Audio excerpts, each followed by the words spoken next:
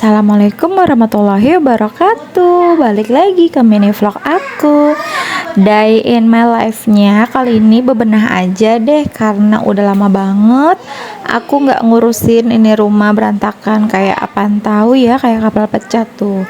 Ini masih before-nya ya guys.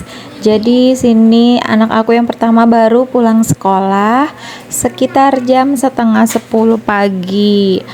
Dan si bocil aku memang udah bangun tadi pagi tapi tidur lagi. Dia mah gitu, kalau udah ketemu kasur sama botol susu pasti deh dia mah langsung tidur. Nah ini aku dibantuin sama si kakak, kata dia kita ngevlog bareng yuk mah, kata dia gitu. Ya udah deh, karena dia memang ada di rumah dan belum main, teman-temannya belum pada pulang sekolah, jadi kita manfaatin waktu buat bebenah rumah aja, karena rumah aku super duper berantakan kayak kapal pecah.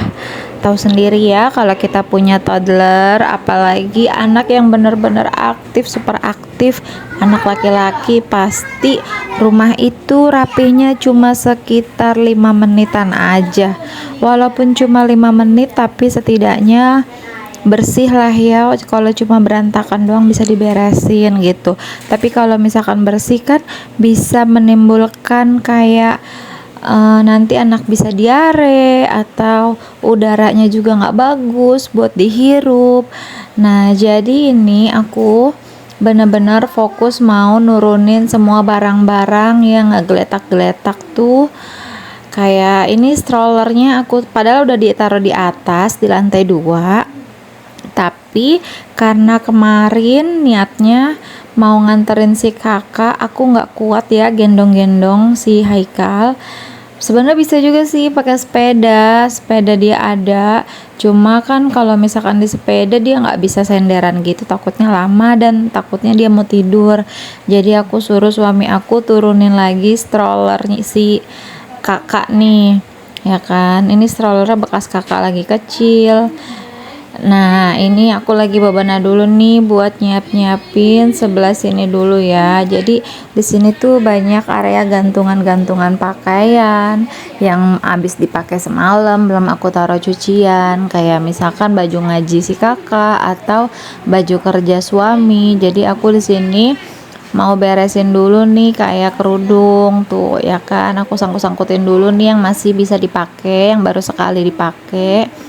Dan kalau yang udah 2 kali dipakai mau aku taruh cucian biar nanti aku rendam dan aku cuci. Tapi di sini edisinya nggak sampai cuci mencuci karena memang takutnya kepanjangan ya. Aku cuma mau nge-record pas lagi bebenah aja. Ini sebenarnya gudang nih, ya kan, tuh kalian lihat kan berantakan banget. Ini sebenarnya tadinya tempat buat sholat suami aku, buat ngaji, buat sholat, tapi berhubung udah ganti fungsi semenjak banjir, dijadikan gudang aja, gudang sepeda anak sama skuter. Masya Allah itu banyak banget, belum yang ada di rumah mamah aku, belum yang ada di atas. Aku pusing nih sebenarnya nih mau dijual atau dikasih ke orang, tapi anak aku masih membutuhkan mainan tersebut gitu. Dan ini aku rapihin dulu nih area rak sepatu sendal punya suami aku, punya aku dan anak-anak. Pokoknya sekiranya sering dipakai sama suami aku kerja, aku rapihin dulu sepatu-sepatunya biar terlihat ya di paling atas. Tapi kalau untuk jalan santai atau buat kondangan aku pisahin di paling bawah aja. Yang penting ini rapih gitu. Ini sekalian aku mau rapi-rapihin ya yang udah nggak kepake, sepatu Haikal sama sepatu si Fatima mau aku kardusin di ujung tuh. Ada yang sisa sebelah lah itunya, sendalnya nggak tahu sebelahnya kemana. Jadi mau aku pisah-pisahin dulu di dus, siapa tahu nanti ketemu. Dan yang udah pada sempit juga aku langsung pisahin di dus biar nggak dipajang di lemari, bukan lemari, apa sih namanya ini, tempat buat rak-rak sepatu gitu.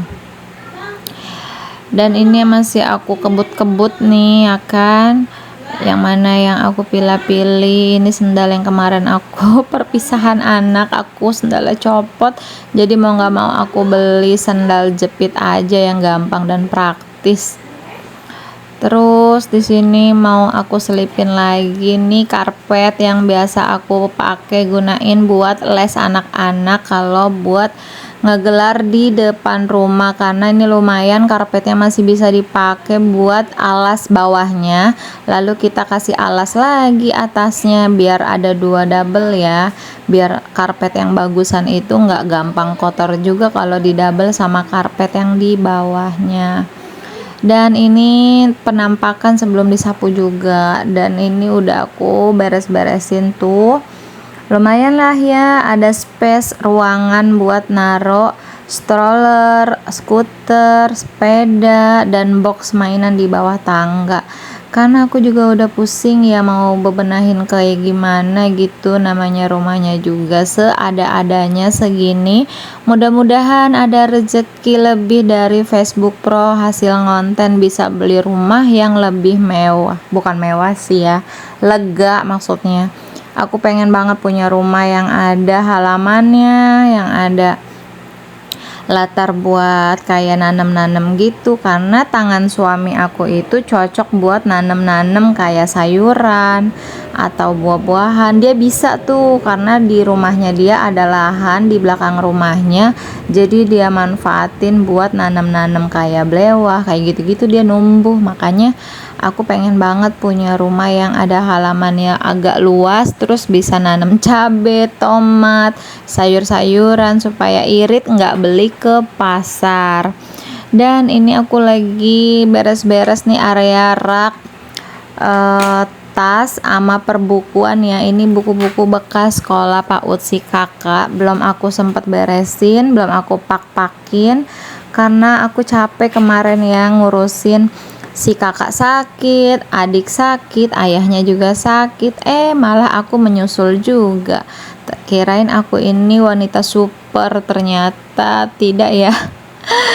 Tubuh manusia itu memang harus butuh istirahat yang cukup, karena memang sekuat-kuatnya seorang ibu atau seorang wanita demi keluarga, tetap ya dia itu bisa tumbang. Contohnya kayak kemarin aku 5 hari tumbang di rumah sakit.